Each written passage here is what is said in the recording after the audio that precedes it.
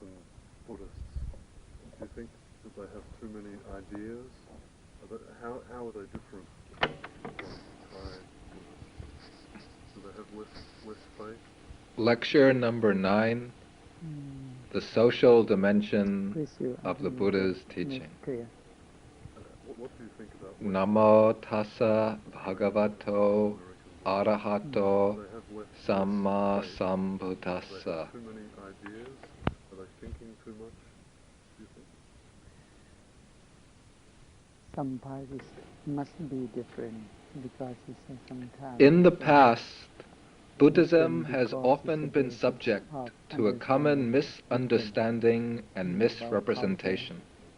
It has been viewed as an exclusively otherworldly religion, a doctrine directed solely to a transcendental goal without any concern for this world other than its abandonment. It is held by some writers that the only authentic way to follow the teaching of the Buddha is to renounce the world, to become a monk, and retire to a forest or cave in order to practice meditation. In the view of these writers, the Buddha does not offer any teaching that is of relevance to man in the world, to people faced with the problems of day-to-day life, that he holds out no principles for resolving the tangles and difficulties of social, economic, and political life.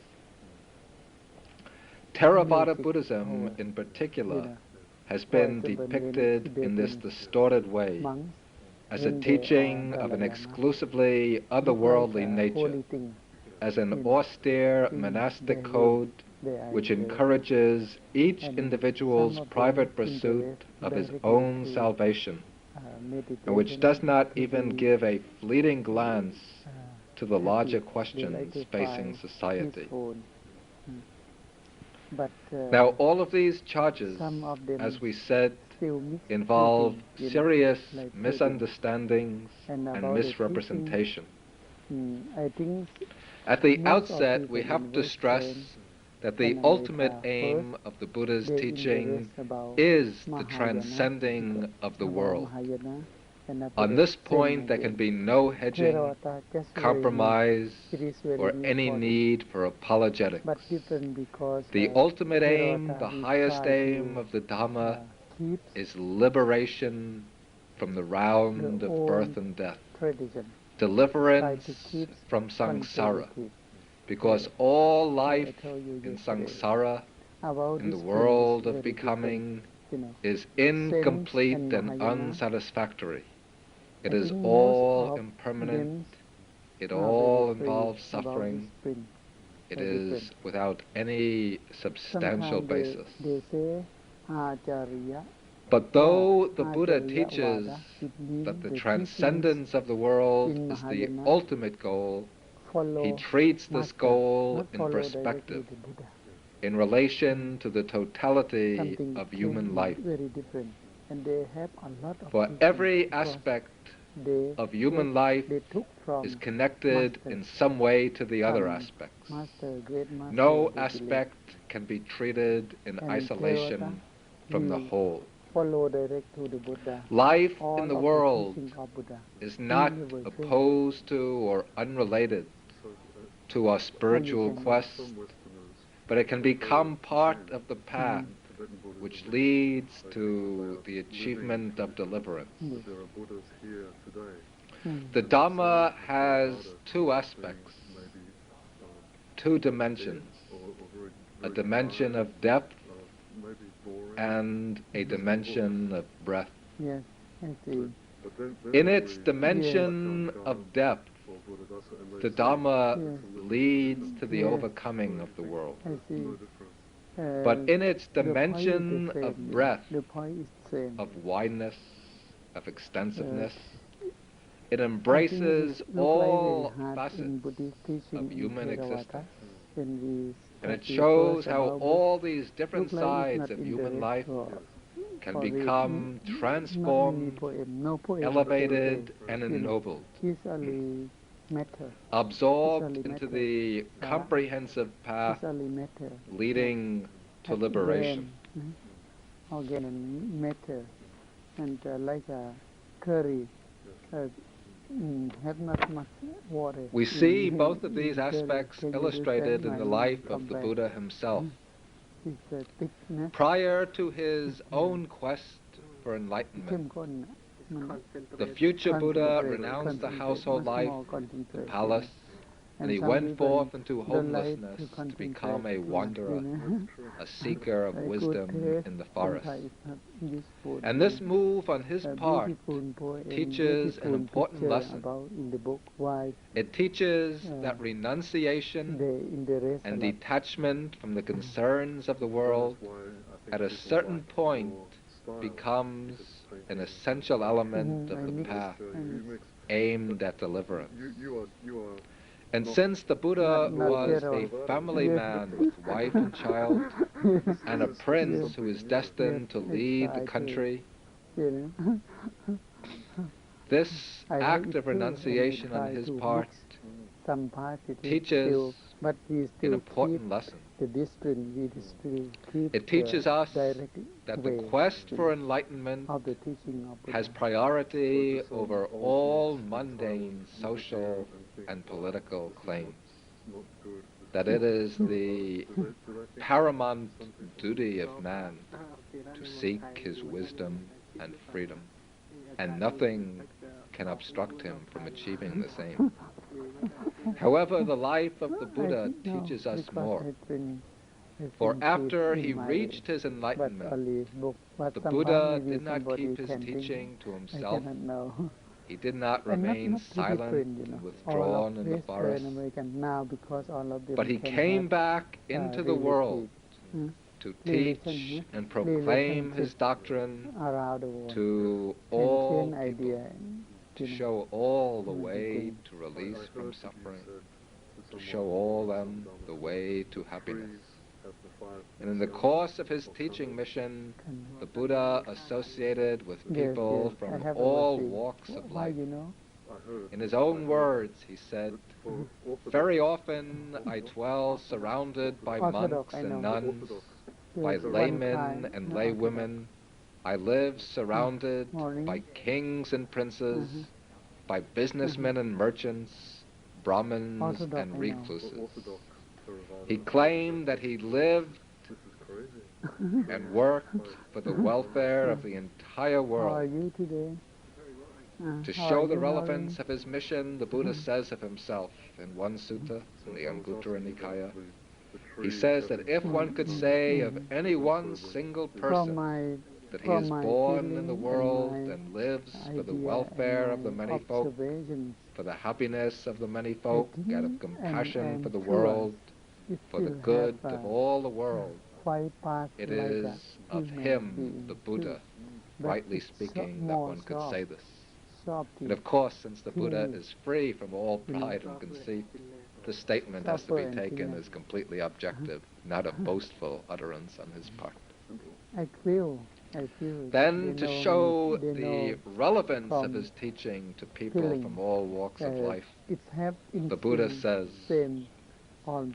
if my teaching could only be practiced by monks and nuns, but couldn't be practiced by laymen and laywomen, then my teaching would be defective in these two respects. It would be an imperfect doctrine, for the reason that it couldn't be practiced by laymen and laywomen. But then he adds, because my doctrine can be practiced by all, by monks, by nuns, by laymen, by laywomen, therefore it is a completely perfect and pure doctrine. Now, the teaching of the Buddha is said to lead to three types of benefits.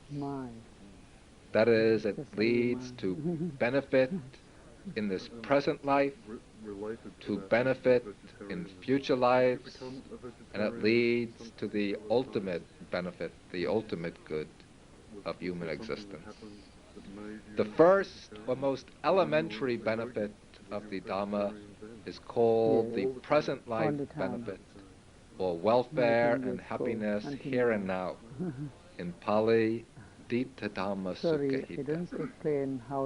This is the good, the welfare of men and women living in the world.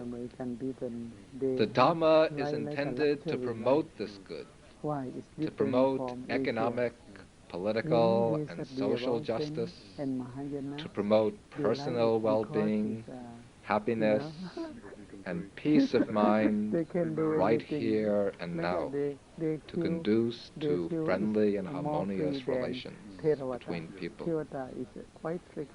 Then, at the second level, as the second good, the Dhamma conduces to future benefit, that is, to our benefit in future lives, because it shows us the way we can cultivate our karma, our actions of body, speech, and mind, so that as long as we are going to remain in samsara, we will be able to advance through our future lives, taking favorable forms of rebirth, forms that will aid us in our quest for final liberation. This benefit is called Samparayika Sukhahita. That is the good, the happiness and welfare pertaining to the future. The third and highest benefit of the Dhamma, this is called the Paramakta Sukhahita. That is the achievement of ultimate welfare and happiness, the attainment of Nibbana, or final deliverance. Now, to give a fully adequate account of the Buddha's teaching, these three aspects or benefits have to be included, brought together. Emphasis upon one to the exclusion of the others will lead to a distorted representation. And that is just what has happened with most scholars, who have focused only upon the third, the final benefit of the Buddha's teaching, the achievement of nirvana, and have tended to neglect the other two aspects, the welfare and happiness here and now, and the benefits in future lives. Though these are also essential to the total structure of the teaching, and these further form the basis for the attainment of the ultimate aim. The Buddha gives teachings and doctrines that lead to our benefit here and now, to material and social well-being. But all the good and benefits that come from the Buddha's teaching are set out in a graded order, so that the benefit here and now, material and social well-being, is not the end or final goal of the teaching. The final and highest end of the teaching is the spiritual goal, the attainment of nirvana. From the Buddhist perspective, if we just seek material or economic welfare, then human life becomes degraded to the level of animal life. We become concerned only with eating, sleeping, reproducing, gaining pleasure, with living in comfort and convenience.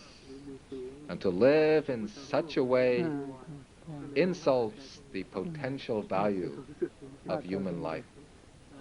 The Buddha teaches that the economic and social stability that come even from the application of his teaching have to serve as the basis or foundation for our higher development, for our development in the moral, spiritual, and intellectual spheres. And when we make the attainment of deliverance our goal, and seek the application of that aspiration to the rest of our life, then the aspiration to the highest goal bends back, so to speak, to change and transform our economic and social life. So these, instead of being pursued as ends in themselves, come to be recognized as having a secondary value, as laying the foundation for inner cultivation. Nevertheless, they are, though of secondary value, they are very important for the practice of the path. Since if we live in a society and culture which denigrates spiritual values, which rejects any claim of human life to moral dignity and worth, then it becomes very difficult, perhaps even impossible, for a person to develop along the Noble Eightfold Path. To be able to practice the Dhamma properly, what is required is a secure material foundation,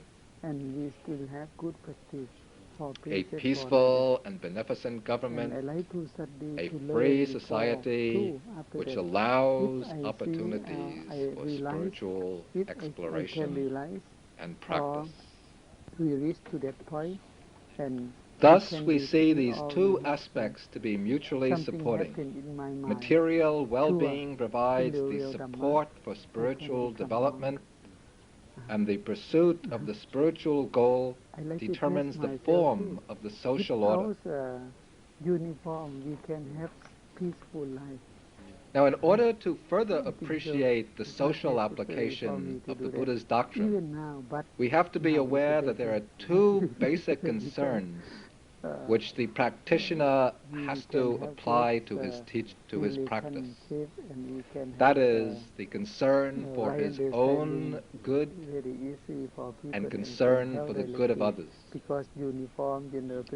Theravada Buddhism sometimes has been portrayed as a self-centered doctrine, a doctrine which instructs us to seek our own well-being without any concern for the well-being of others. But if we go back to the earliest Buddhist texts, to the Pali Canon, we'll see that the Buddha often teaches that there are two types of good we have to take into account, two types of benefit, our own benefit and the benefit of others. For example, the Buddha teaches his own son, Rahula. He says, Rahula, before you act, before you speak, you should stop and reflect. You should ask yourself, will this action of mine lead to any harm to myself, or any harm to others, or any harm to both? If this is the case, you should avoid this action. But if you know, when you reflect, that this action will lead to my own true benefit, or to the benefit of others, or to the benefit of both, then you should perform that action. Again and again the Buddha teaches, you should always reflect before acting, while acting, and even after acting. Reflect on one's own benefit and the benefit of others. These two ends both justify action, both must be balanced and taken into account. And the same insistence on a balance of self-regarding and altruistic motives comes through in another statement of the Buddha. In one sutta in the Anguttara Nikaya, the Buddha says that there are four types of people found in the world. There is the person who is concerned neither with his own good nor the good of others.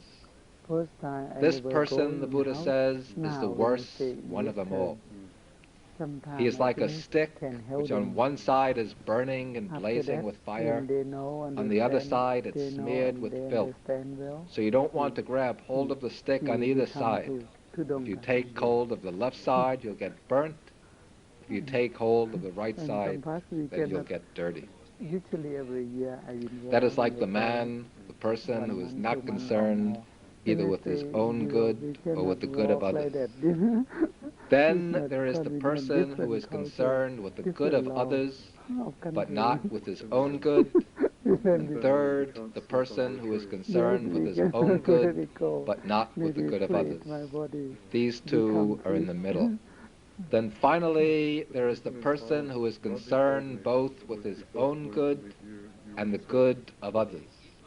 This person, the Buddha says, this fourth one, this is the best, the highest, the chief, and the most excellent. This person, the Buddha says, is like purified cream of ghee. That is, to get cream of ghee, you begin with milk, then you turn the milk into butter. From butter, you extract the ghee.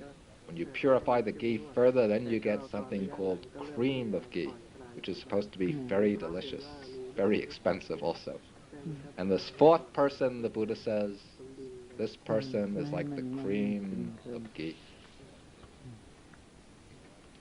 But the Buddha also says that the concern for the welfare of others also has to be tempered by the recognition that we can only benefit others truly to the extent that we have benefited ourselves.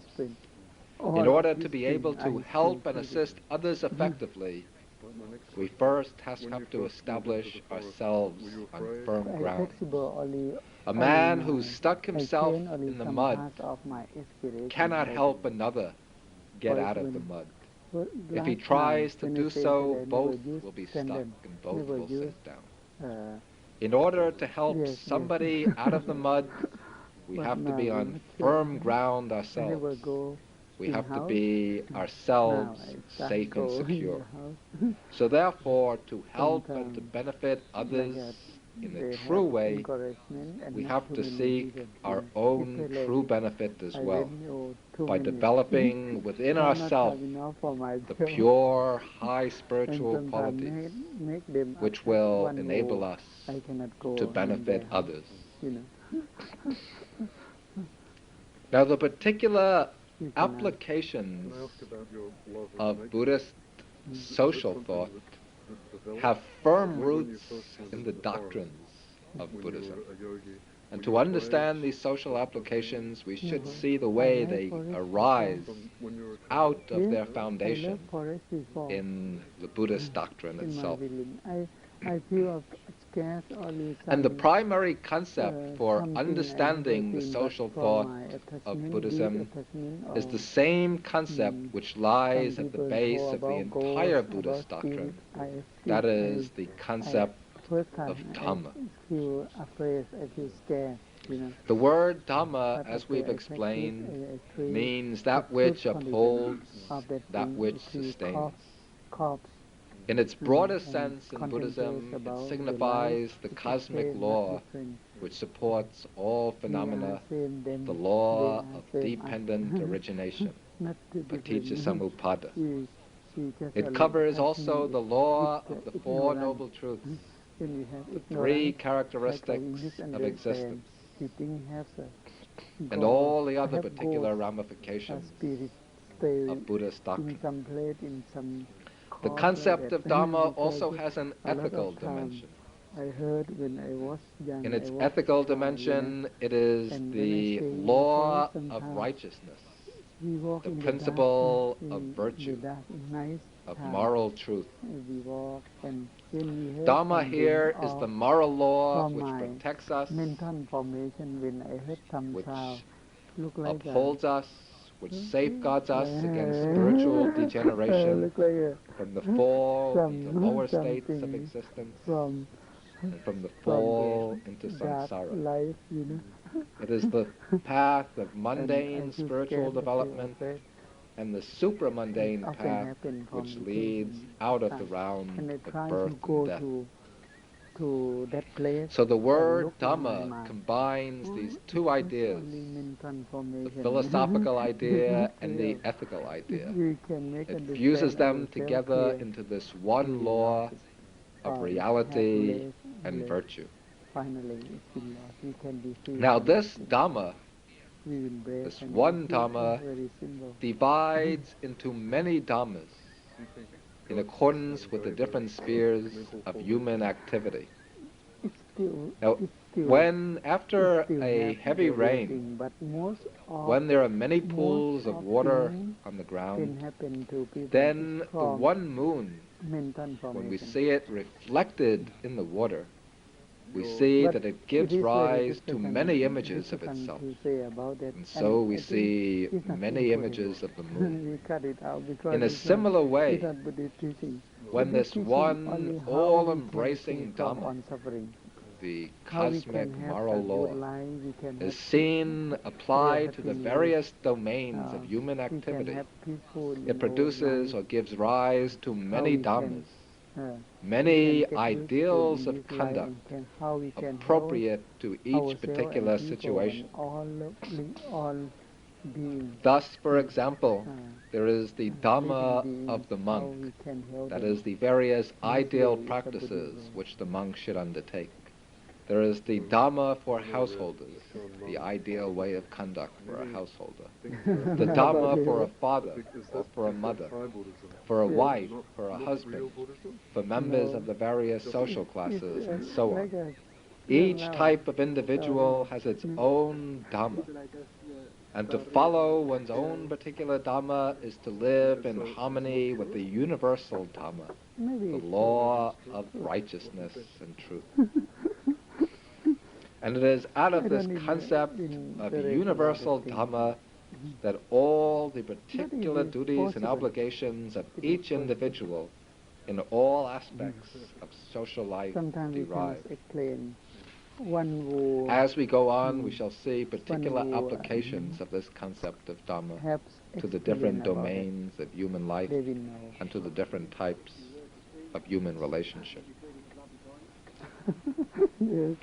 Another foundation for Buddhist social thought is the Four Noble Truths themselves, especially the second noble truth, that craving and the other defilements are the origin of suffering. Usually we understand the second truth to teach that craving is the cause of our personal suffering, of our worries, anxieties, fears, and sorrows, or else for our transmigration in samsara, in the round of birth and death. But in some suttas, the Buddha also explains that the same craving becomes the source of suffering and misery in our social existence.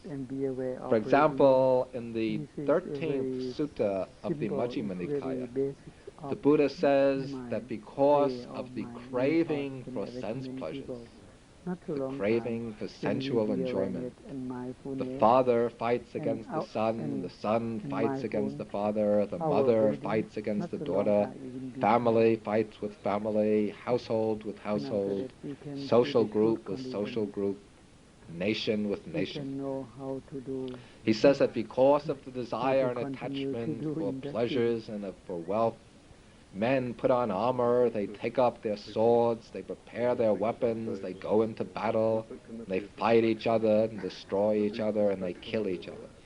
All of this, the Buddha says, comes about because of the craving for sense enjoyment. And unfortunately, it seems the modern world, to a large degree, bears ample testimony to this. Like an obstacle for mind. Again, in the 15th sutta of the Digha Nikaya, the Buddha gives an interesting variation on the formula for dependent arising, paticca samuppada. After he has explained dependent arising all the way down to craving, he then declares that in dependence on craving there arises search. That is, searching for objects of craving. In dependence on search, there arises acquisition. That is, you acquire the objects of craving. Then, in dependence on acquisition, there comes discrimination. You form the notion, this is mine, not yours. That's yours, not mine. Then because of discrimination there comes attachment and desire. One becomes attached to one's own possessions and desires the possessions of others. then independence and desire, clinging, possessiveness, and selfishness arise. Because of selfishness, there comes the sense of protectiveness, the kind of paranoia that makes you feel you have to protect your own possessions from the encroachment of others. Then the Buddha says, in dependence on this sense of protectiveness, men take up their clubs, they take up their swords, they become involved in wrangling, quarrels, disputes, and false accusations in all sorts of unwholesome states. All of these the Buddha traces to their root in craving. And he says that if craving is eliminated, then all of these will be eliminated. Thus all these social problems come from the basic cause of craving. The doctrine of egolessness, anatta, also implies certain principles of social ethics. Buddhism teaches that the idea of self is the root of suffering, since it lies at the base of all the selfish emotions and defilements which cause suffering. Therefore, to get free from this trouble, from the social turmoil that comes from the defilements, we have to uproot the sense of selfhood. And we uproot the sense of selfhood by beginning to act in ways which contribute to diminishing the grip of the self idea. Ultimately, the eradication of selfhood has to come about through wisdom, the wisdom that arises out of meditation. But meditation cannot be sealed off in a compartment of its own, separate from the rest of our life. True wisdom doesn't arise while we are living outwardly in a selfish manner, dominated by all sorts of selfish desires. To generate wisdom in meditation, we have to begin in little ways in our outward life, by cultivating pure and selfless actions of body and of speech, by giving, by observing precepts, by helping and assisting others, and so forth. Then all of these little acts will build up a momentum that will diminish the inner clinging to selfhood and provide the foundation for wisdom to arise, the wisdom of selflessness that directly and intuitively realizes the absence of selfhood in all things. Still, another foundation for the social ethics of Buddhism lies in 4 high spiritual states to be developed in meditation. These states are called the Brahma Viharas, that is, the sublime states or the divine dwellings. The word Brahma means divine or supreme. The word Vihara, a dwelling place. The 4 sublime states, the 4 Brahma Viharas, are loving kindness, compassion, sympathetic joy, and equanimity. The first, loving kindness, that is, in Pali, metta. And this is the wish for the welfare and happiness of others. As an ethical attitude in a meditative state, it is to be developed to an immeasurable extent until it embraces all living beings, enfolding all living beings in infinite loving kindness, the wish for their welfare and happiness. The second Brahma Vihara is compassion. Whereas loving kindness is the wish for the welfare and happiness of others, compassion, or karuna, is the feeling of empathy with others, the quality that makes the heart tremble and shake with the suffering of others.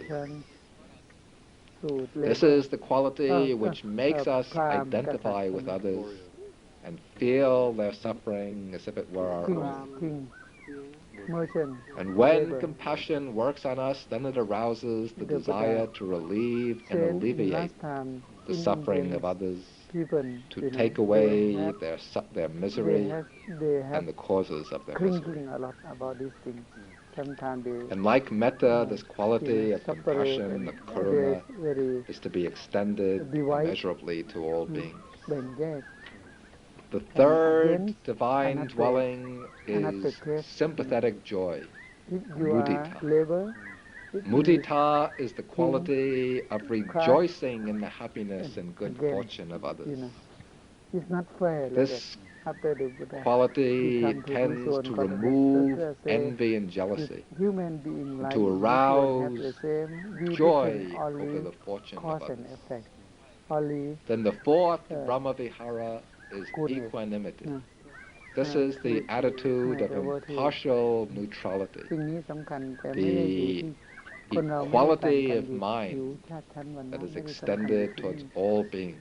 The important thing Normally, we tend in to human favor being like those virtue, we goodness like is not and skill. to dislike those who threaten us or disturb us. It's not family name. But when we like develop upekkha, equanimity, then we cultivate a mind which does not discriminate between the close and the distant, but which looks with equal friendliness upon everyone, those who are agreeable to us and those who are hostile to us. So one with equanimity can look upon all beings without discrimination.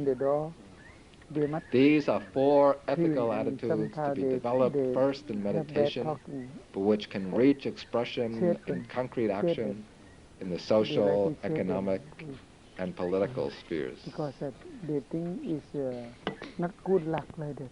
They addicted. They have. So far, we've explained the foundations of Buddhist social thought. Now we'll discuss the applications of these principles to different areas of social concern. We'll take first the Buddha's teachings on economics. Now, some modern schools of thought, like Marxism, regard the economic domain as the primary determinant of social existence and dismiss everything else beyond that as mere superstructure, a secondary overlay on top of the material conditions.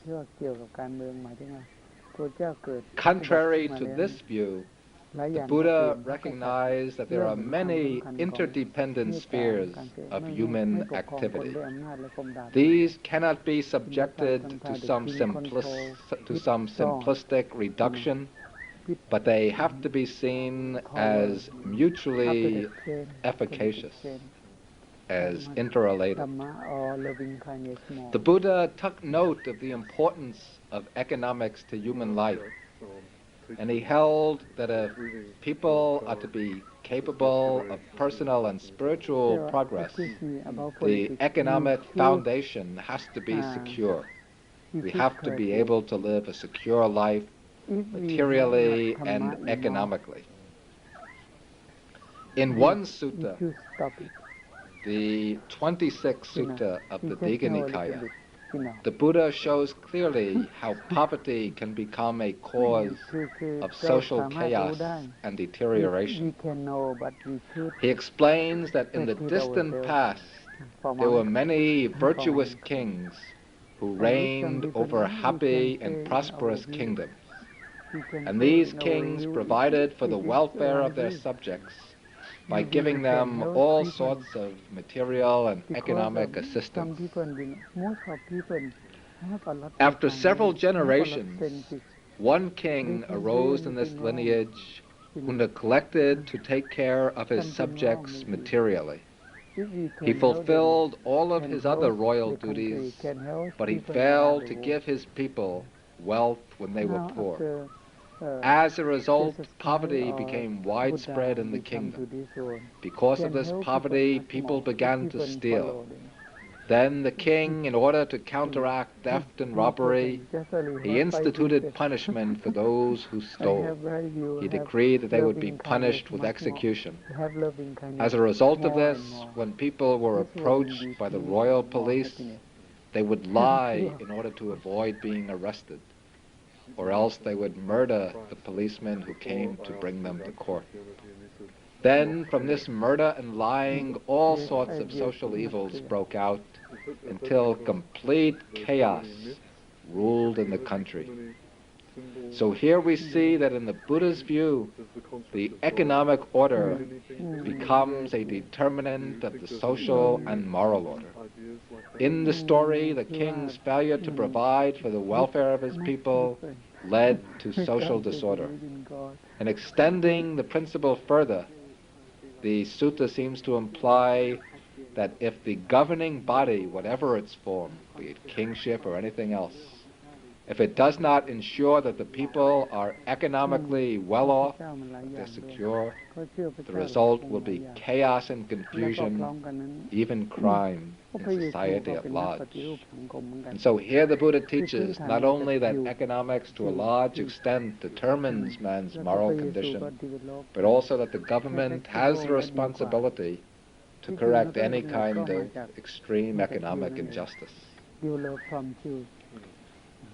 In another discourse, the fifth sutta of the Digha Nikaya, the Buddha describes another kingdom where a similar situation erupted.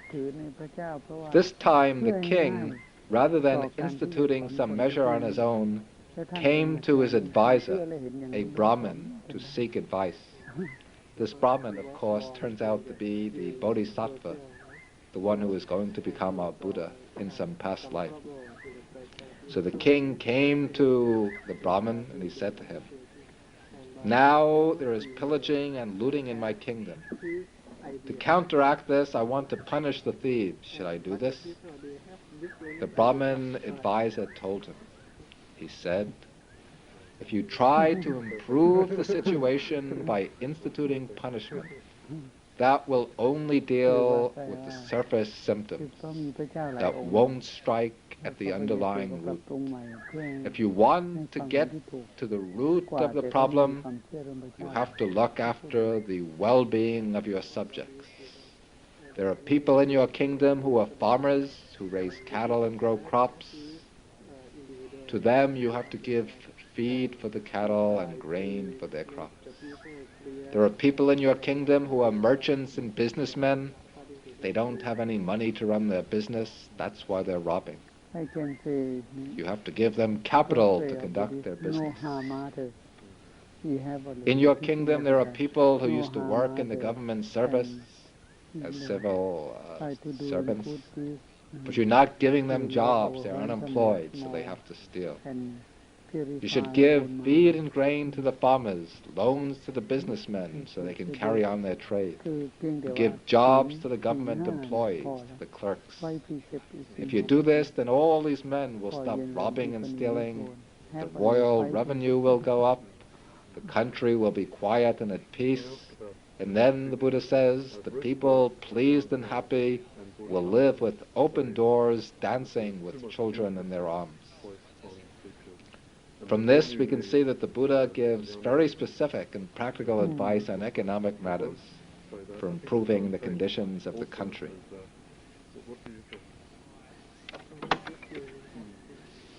Both the current Charles and the current Buddha say that there's too much emphasis placed on teaching, that all that is necessary is the Kalyana. It's important to Kalyana. We just have a good friend who join to practice and who can help us to develop our practice. It is very necessary too.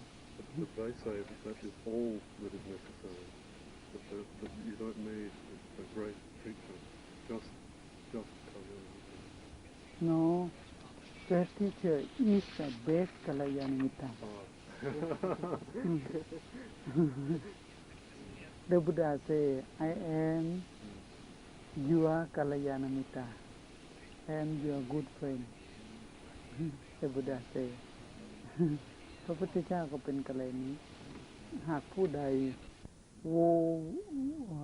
one who have the Buddha is kalyamita or good friend in their mind, in their life, that person can be free from all suffering. The Buddha say in the Buddha teach in the Buddha word, Buddha words. So how do you feel about Master ก็เป็นกัลยาณมิตร Master is kalyamita too. Is a good friend too. Good friend, Dhamma friend, you know, who guides like that. But then is the teacher up here or is the teacher your friend? Because there's a big difference, isn't there? If the teacher is up here and you is the great guru or is God, there's a big difference between that approach and just having the teacher as your kalyanamitta or your friend, the wise. คือเขาไม่เข้าใจคำว่ากัลยาณมิตร We have either way. First way, kalyamita, general people understand who have joy to practice together, who have good practice, and we choose quite some good friend. Like you have Peter is your friend for practice, or Mr. John, he like practice too, and we have the same view. We have the same view. We have the same point, you know, and we can enjoy our habit with them and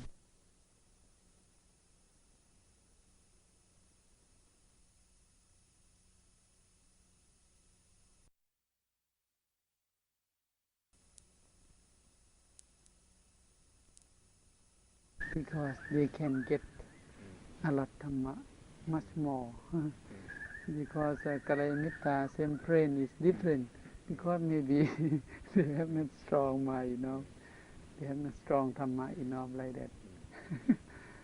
คือคำว่ากัลยาณมิตรคือเพื่อนที่ต้องดีกว่าเราที่แสวงหา The real meaning of much better than us.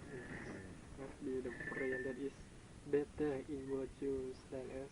Yes. So he can feel us. Much more virtues than us. I understand that, but I hope this isn't a rude question, but how do you feel about the way many people treat you?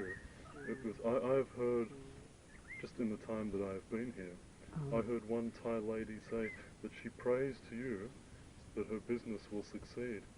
Every night she prays to Prachad that her restaurant will flourish. So how do you feel about that? No. But from their mind, just only from the intention, from their hope. For me, no. I radiate loving kindness too in this in my religion routine and my after I chanting or before chanting like that sometimes when I sit and I radiate loving kindness for general. Living with open hands. Sometimes some people The wealthy, in particular, in Buddhist society, have the duty and obligation to give to the poor, to help and to assist the poor. The things that can be given, these the Buddhist texts classify very minutely. The main objects are the basic requisites of existence: clothing, food, dwelling places, and medicines. Secondary objects include seats, vehicles, lights, books, utensils, and so forth. All of these get classified very minutely. But the Buddha praises especially the giving of food. He says that if people knew the value or benefit of giving food, the rewards they would get for themselves by giving food, they would not sit down to eat even a single meal without giving something to eat to somebody else if there is an opportunity to do so. He says that one who gives food gives 5 things: He gives life, his long life. He gives beauty or good complexion.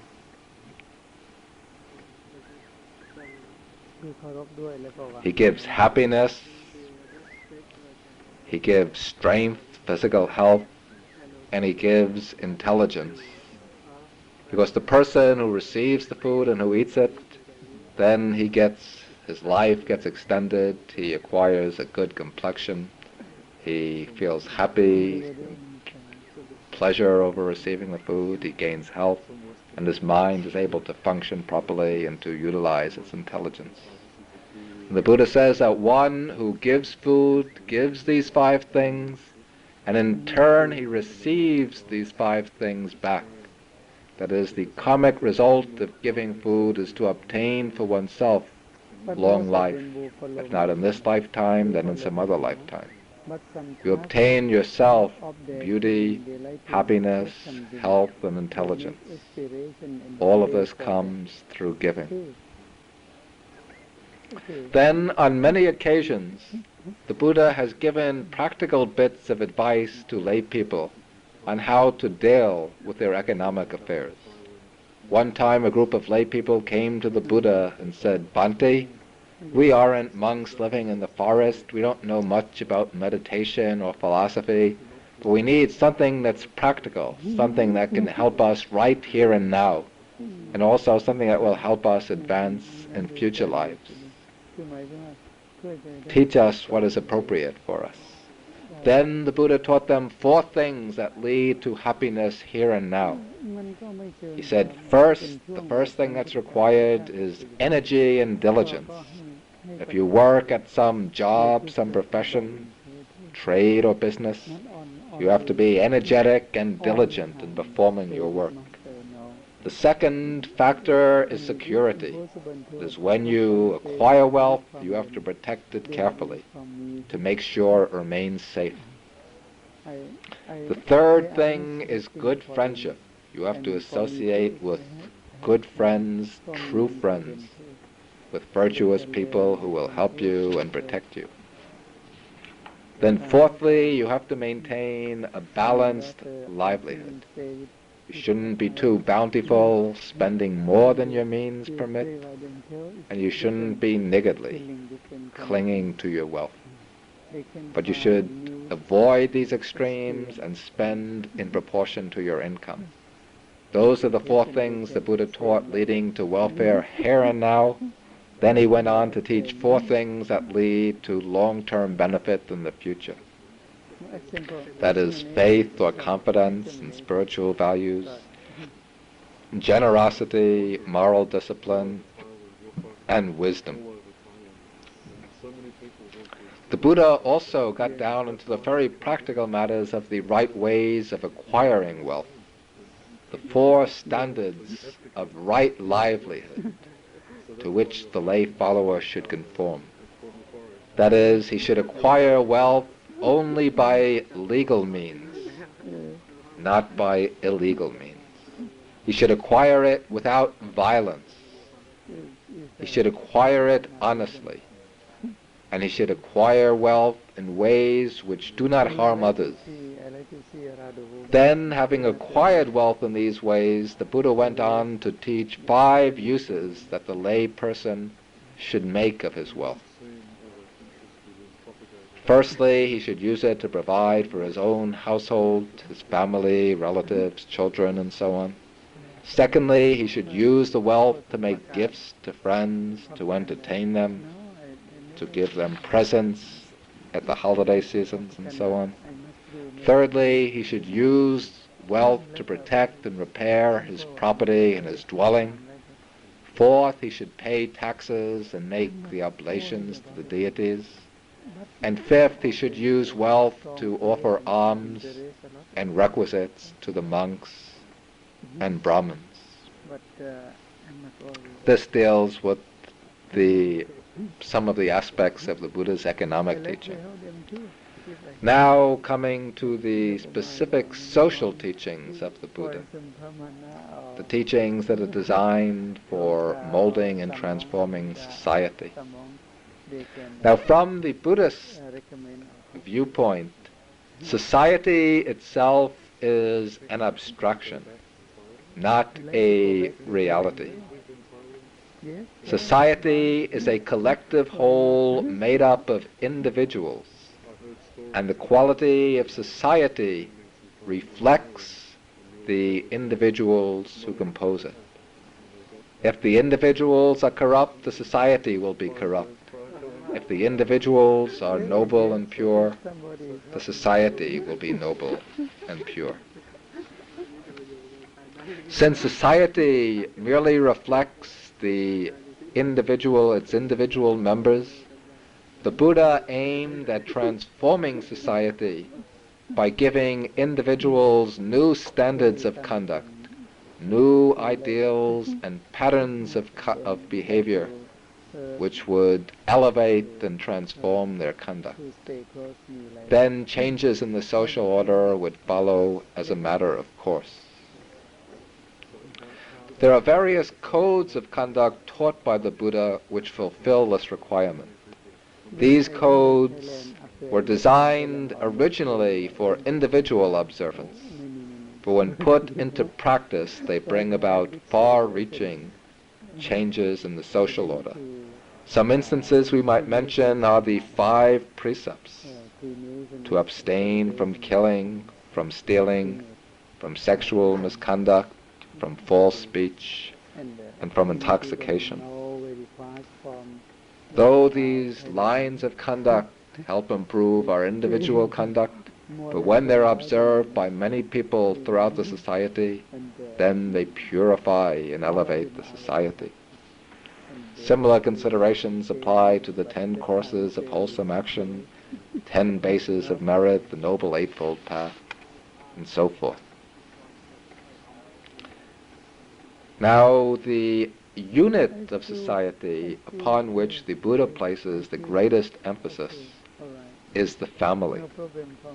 The Buddha regards the family as especially important because the family is the intermediary between the individual and society as a whole. It is in the family that the individual receives his basic training. It is here that he learns the ideals and standards that will govern his conduct for the rest of his life. And therefore, sound relationships have to be established between the members of the family in order for those who are raised in that family to become responsible members of society. The Buddha deals with family relations generally under 2 headings: the relation of husband and wife and the relation of parents and children. Regarding the first, he holds that the husband and wife have certain reciprocal duties which they should perform. These are given on the supplementary sheet for this lecture. It's one of the mutual duties of the different relations in society. So these can be obtained by consulting that sheet. They don't have to be mentioned here. The Buddha, however, it should be said, emphasizes that marriage is not only a means to economic security, to companionship, or to sensual gratification. While all of these might enter into the marriage relationship, they do not exhaust it. Ideally, the relationship of marriage should promote the moral and spiritual development of both husband and wife. And therefore, the husband and wife, while performing their respective duties to each other, they should be generous towards others. They should observe the precepts avoiding wrong actions. They should support religious teachers, the monks, the sangha, and also they should cultivate their own spiritual practice. Then with regard to the relation of parents and children, the Buddha emphasizes the reciprocal obligations of both. The parents have the duty to educate their children, to bring them up properly, to steer them away from wrong, to guide them towards what's right. These duties are set out on the sheet. The children also have duties to their parents, to respect their parents and to attend to their needs. And speaking to the monks, the Buddha stresses the filial obligations of the children. He says there are two people that you can never repay, your mother and your father. The reason is that your mother and father give birth to you, nourish you, bring you up, support you. They teach you, educate you, introduce you to the world. Therefore, you can never repay them, even if you carry them on your shoulders for the rest of their life. However, the Buddha says there is a way to repay mother and father. That is, if they don't have faith in the Dhamma, to establish them in faith. If they don't observe the precepts, to teach them the precepts. If they're stingy and selfish, to teach them to be generous. If they're deluded and lack wisdom, then you should give them teaching on how to develop their wisdom. In this way, the Buddha says you can repay your parents and do more than repay your parents. And coming to society at large, we find that the Buddha set out the basic social relationships in terms of different classes of people. And he said that the members of these classes have certain duties or obligations to each other. For example, in society, we have friends, and so each person has a relationship or certain duties to his friends. We work at a job, and so we have duties to our boss if we're an employee. Or if we are an employer, then we have certain duties to our employees. The teacher has duties to his pupils. The pupils have duties to their teachers.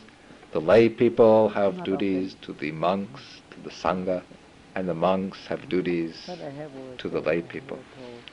Now this last group is something that I'll deal with a little bit at some length. That is the relation of monks and householders in a Buddhist society. The Buddhist monk, the bhikkhu, is not a priest who has some intermediary role between the laity and some higher spiritual being, a god or a deity. The monk is somebody who has left the household life in order to practice very diligently the teaching of the Buddha and to help sustain the teaching, to keep it alive in the world. And the Buddhist community as a whole divides into these two sections, the Sangha and the laity, the monastic order and the householders.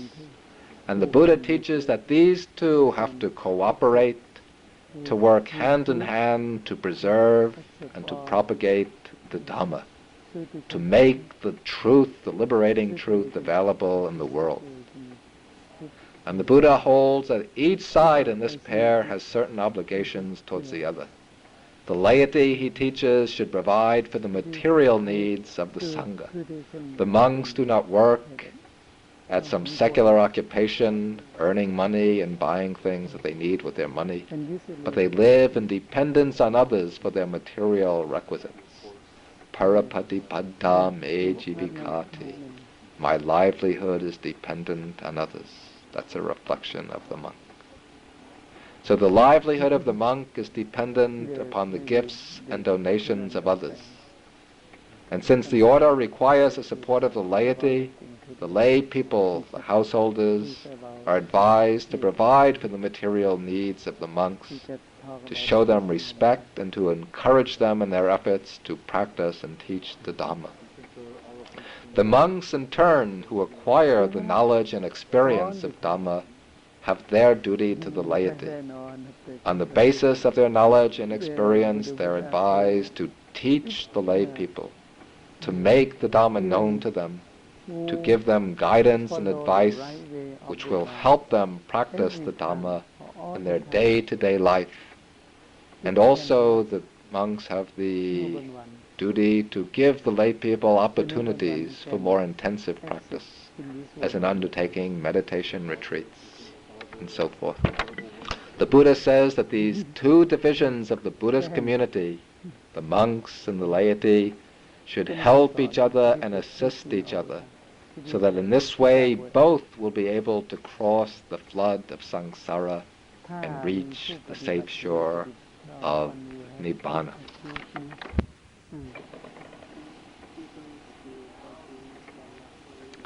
Now we come to the political teachings of the Buddha. According to the traditional account, the Buddha was originally himself destined to be a king. He was the son of a king, destined to become a king, but he renounced his right to the throne in order to become a religious seeker. Historically, as a member of the class of the Khattiyas, the nobles, the aristocrats, before his renunciation, he must have gained extensive experience in government administration. And even though he became a religious teacher rather than a ruler, still he frequently came into contact with kings and with government officials of the various states in which he moved and taught. His disciples include a number of kings. King Bimbisara of Magadha, who is one of the most powerful kings of the time. King Pasenadi Kosala, another powerful king, the king of the state of Kosala. King Ajatasattu of Magadha. These were disciples of the Buddha. King Udena and others. Also at the time of the Buddha, there were a number of republican states in northern India in which the Buddha taught. And the Buddha also gave advice and counsel to their leaders, especially the Lichavis, who lived in the area of Vesali. So the Buddha had disciples from both types of political rule, the republican and the monarchical. And the Buddha gave teachings impartially to their leaders, their representatives, and their citizens. However, the Buddha didn't advocate one type of government over another. He didn't prefer republican government to kingship, and he didn't prefer kingship to republican forms. But rather he taught that whatever the form of government might be, the guiding principle of the state should be the Dhamma, the law of righteousness. The sovereign body in the state does not have the right to use its power for its own advantage.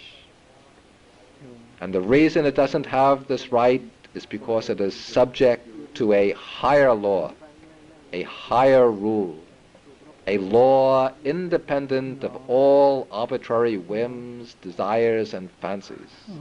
That is, it is subject to the cosmic law, the ethical law of Dhamma. One time, this is in the Anguttara Nikaya, a monk comes to the Buddha and says, "Bhante, the ruler, the king, the Chakravarti Raja, the wheel-turning king, has great power. He's the sovereign of the land. But tell me, is there a ruler of the king? Does the king have another king above him?" And the Buddha says, "Monk, yes.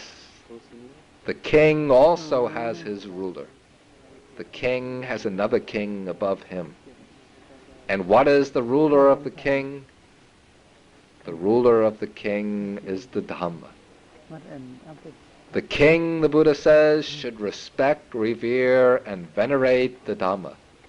He should take the Dhamma as his standard, the Dhamma as his criterion, and he should rule his kingdom in subordination to the Dhamma. And thus the Dhamma, this moral, spiritual principle of righteousness, this becomes the governing standard of all the particular forms of government, the standard against which we can measure all the particular laws passed by a state, all the lines of conduct undertaken by the ruler. And to rule in accordance with the Dhamma the government must provide for the material welfare of its citizens, and it must also establish conditions which will promote their moral and spiritual development. The Buddha does not stop with mere generalities. He goes on to lay down specific ways for the king or the ruling power to substantiate the Dhamma in its administration. One formula he gives on the negative side is the avoidance of the 4 evil motives. In the texts themselves, these are given for the king, but they can be applied to any ruling official. The 4 evil motives that are to be avoided are firstly partiality or favoritism, showing attachment to certain people or ideas. The second is anger or hatred, that is intense aversion towards people or towards other things. The third evil motive is delusion, to be confused, stupid, and dull-minded. And the 4th evil motive is fear, to act out of fear and timidity. On the positive side, Buddhism teaches that the government, especially the king, should observe 10 standards which are called the 10 royal virtues, the Dasa Raja Dhamma. These are often referred to in the Jataka tales, the stories of the Buddha's past lives. First of all, the king should be generous. He should be ready to distribute the wealth of the kingdom to the people, to make sure that everybody is able to acquire the basic necessities of life, so that nobody has to be hungry or be deprived of a dwelling place, clothing, and so on. Secondly, the king or the rulers should be well disciplined in his conduct. He should observe the 5 precepts: not to kill, steal, commit adultery, lie, or drink intoxicants. Third is the virtue of self-sacrifice. The ruler should be ready to sacrifice himself for the good of the kingdom, ready to give up everything for the benefit of his subjects, even his own life. And the Jataka stories give us an interesting illustration of this virtue. In one story, we meet a monkey king. This is the Bodhisattva, the future Buddha. This monkey king has to look after the welfare of his troop of monkeys, take care of them and rule them. And once, when they were in danger, they have to flee through the forest, and they have to pass over a number of trees. But they reach a certain point where there's a gap or a gulf between one tree and another. And so the monkey king lays down on one tree. He grasps the tree with his feet. Then he leans over and he grasps the tree on the other side with his arms, with his hands. And he makes a bridge out of his body so that all the monkeys could cross over to safety. But as a result of this brave act on his part, his back gets broken. And at the time that this is happening, there is a human king down below passing through the forest. And he watches this event. He witnesses the great, noble, courageous act of the monkey king. And when he sees that the monkey king has been ready to give up his life for the safety of his fellow monkeys, when the monkey king falls out of the trees, falls down to the ground, the human king comes over to him and asks him why he did this. And then this monkey king, with all of the grace that will become to manifestation in his later achievement of Buddhahood, the monkey king teaches the human king that it is the duty of a ruler to be ready to sacrifice even his own life for the welfare of his subjects. And thus a human king learns the proper duty of a ruler from a monkey king. The fourth royal virtue is justice. Yes, I see. The king should administer his realm with justice, with equality towards others, not with favoritism and partiality. The fifth virtue is gentleness. The king should be gentle, loving, and kind to all the people. Sixth is austerity. The king should be austere in his own way of life. He shouldn't be addicted to luxurious enjoyments, to comforts and conveniences, but he should try to live very simply, contented with the basic necessities. Seventh, he should be free from enmity, from hatred and ill will. Eighth, he should rule with non-violence. He shouldn't be fond of conquering by war and by violence, and he shouldn't be disposed to inflict violent punishment on others. The ninth virtue is patience, not getting angry and upset, remaining persistent despite difficulties. And the 10th virtue is non-opposition. That is, the king should not oppose the will of the people, but he should always follow their will when it accords with what is right. Those are the 10 royal duties of the ruler. It's very good. The Buddha also gives in the suttas, he mentions four, what are called the four bases of popularity. These are already contained, at least implicitly, in the 10 royal duties, but we'll just mention them for the sake of completeness. The four bases of popularity are generosity, kind speech, benevolent conduct, and impartial treatment of others.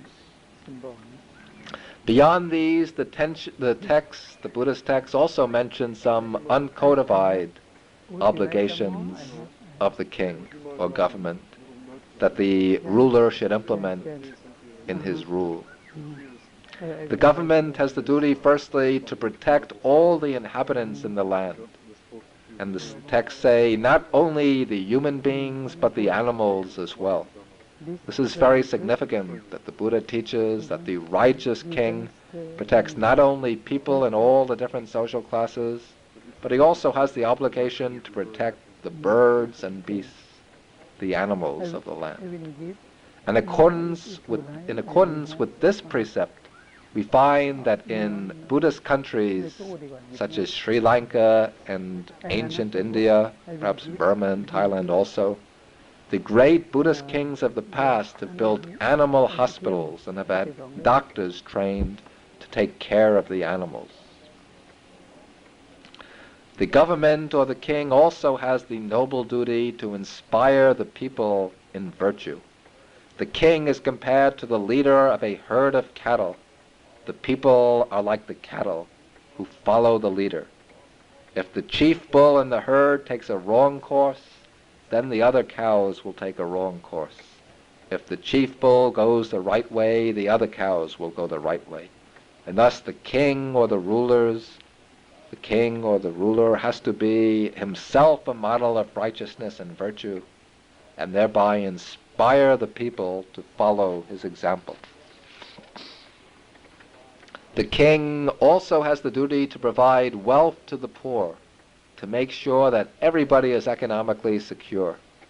And also the king should learn from the wise, from monks, recluses, Brahmins, and sages. He should not be proud and arrogant because of his high position, but he should turn to sages for advice and guidance, especially to those monks who are distinguished by their learning, by their piety and wisdom. Thus, we see that during the golden age of Buddhism in South and Southeast Asia, the great Buddhist kings have always had a distinguished Mahathera, a senior member of the monastic order, as his special advisor to give him advice on and counsel on moral and religious matters. The last issue of the Buddha's political teaching that we will deal with is his approach to the problem of war. The Buddha teaches clearly and explicitly that to rule in accordance with Dhamma, the ruler, the government or king, has to avoid aggressiveness and attempts to conquer by violence. The Buddha himself once prevented a war between two states in the India of his time, the Koliyas and the Sakyas. These two lands were divided by a river, the river Rohini, and both wanted to divert the river for their own use. Because of this conflict over the use of the river, the two sides became hostile to one another, and they were prepared to go into battle, to fight, to take possession of the river. The armies were lined up on opposite sides of the river, and the Buddha learned about this. And both of these people were his own kinsmen. He himself was a Sakya, born in the Sakya land. His mother was a Koliya. And so the Buddha himself was related to people of both sides. When the Buddha learned about the impending conflict, he came onto the scene. He called the leaders into his presence, and then he asked them. He said, "Tell me, what is the value of the water in this river? Is it of very great value?" Both said, "No, the water is really of very little value." Then the Buddha said, "Tell me, what is the value of human blood?" They said, "Oh, the value of human blood is very great. Human blood is precious and priceless. Then the Buddha asked, he said, "Tell me now, both of you, are you ready to shed all of this human blood, to slaughter each other, just for the sake of the water in this river? Is this a sensible thing to do?" And when they were asked this, they said, "No, this is absolutely senseless." Thus they both gave up their weapons, they became friends, and they lived together in peace, sharing the use of the water in the river between them. Time and again the Buddha teaches in one way or another that violence must be avoided, that peace can never be established by force and conquest. The Buddha says that when one side conquers another, the conqueror only breeds resentment in the one who is defeated, while he himself has to live in constant anxiety, worrying that he will be defeated in turn. Neither side really wins the battle. The conqueror also loses, since he can never find happiness, never be free from worry and anxiety through his victory. Peace, the Buddha says, can only be found by stepping outside the vicious circle of conquest and violence. The real conqueror for the Buddha is not the man who conquers other men, other nations, and other societies, but the man who conquers himself. The Buddha said that if there is a warrior who conquers in battle 1,000 men 1,000 times, his conquest is very slight compared with the conquest of a man who conquers one man, namely himself. The man who conquers himself, his desires, cravings, anger, and delusions, he is the supreme victor in battle. And the Buddha teaches that there are 4 kinds of conquest that his followers should make. That is, they should conquer the evil person by means of goodness. They should conquer the liar by truth. They should conquer the stingy by giving generously. And they should conquer the hostile man by love and by goodness. For it is only by love, the Buddha teaches, never by hatred and violence, that hatred can be brought to cease. It is only by peace, by patience, by kindness and compassion, that the cycle of violence and revenge can be brought to a stop.